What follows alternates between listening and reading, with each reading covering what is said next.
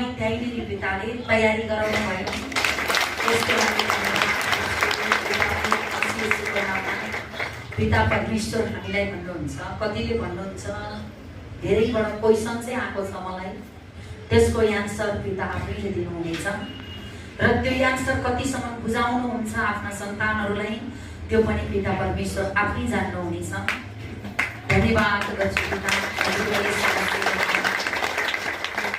अनि भूत कसरी भयो, अनि भूतले के काम गर्छ, अनि परमेश्वरको साथसाथ ऊ कसरी जान्छ, परमेश्वरको कुरा उसले कसरी थाहा पाउँछ भन्ने क्वेसनहरू धेरै आएको थियो र आइराखेको पनि छ। त्यसको एन्सर पिता आफैले दिनुहुनेछ र बुझाउनुहुनेछ र हामीलाई उत्साहित हाम्रो पिता आफैले बनाउनुहुनेछ र भूतले कस्ता कस्ता काम गर्छ, भूत कसरी पिता आफैले बताउनुहुनेछ। धन्यवाद गर्छु पिता येशू मसीहको नाममा। सुसमाचार सुन्दै काम हुन्छ भन्ने कुराहरू पनि हैन। जब कतिले गवाई बताउनुहुन्छ नि मैले सुसमाचार सुनेकै दिनदेखि म निको भएँ। सुसमाचार भनेको संसारको संसार होइन, सुसमाचार भनेको सत्य संसार, सत्य संसार भनेको ईश्वरको संसार, परमेश्वरको संसार, परमात्माको वचन, परमात्माले गर्नुभएका गवाई सुसमाचार, परमात्माले पठाउनु भएका संसारलाई सुसमाचार।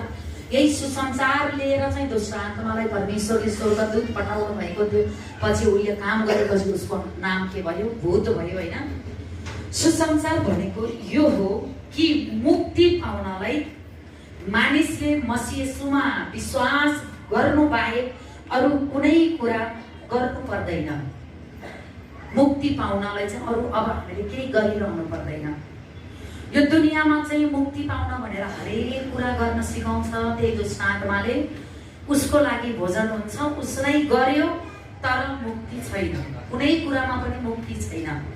तर आज हामी जब परमेश्वरलाई विश्वास गर्यौं, येशू मसीह मेरो प्रभु अर्थात् गुरु हुनुहुन्छ, परमेश्वर पिता हुनुहुन्छ, मरेको 3 दिनमा त जिउँदो बनाउनु भयो भने मेरा पनि सबै कार्यहरू येशू मसीहमा जिउँदो बनाइसक्नु भयो भनेर जुन दिन मुक्ति स्वीकार गरेर हाम्रो मुक्ति परमेश्वरको आत्माबाट भइसकेको हुन्छ। सुसमाचार भनेको यो हो। त्यही भएर सुसमाचार सुनाउन तिमी नडराऊ भन्नुभएको छ नि त ईश्वरले। मेरो महिमा गर्न नडराऊ, मेरो वचन गर्न नडराऊ, मेरो राज्यको घोषणा गर्न नडराऊ, मेरो राज्यको खोजी गर्न नडराऊ, वचन बोल्न नडराऊ, वचन सुन्न नडराऊ। मेरो आत्माको राज्यको लागि तिमी हरेक कुरामा जब अगाडि बढ्दै भएका तिरस्कारहरू तिम्रो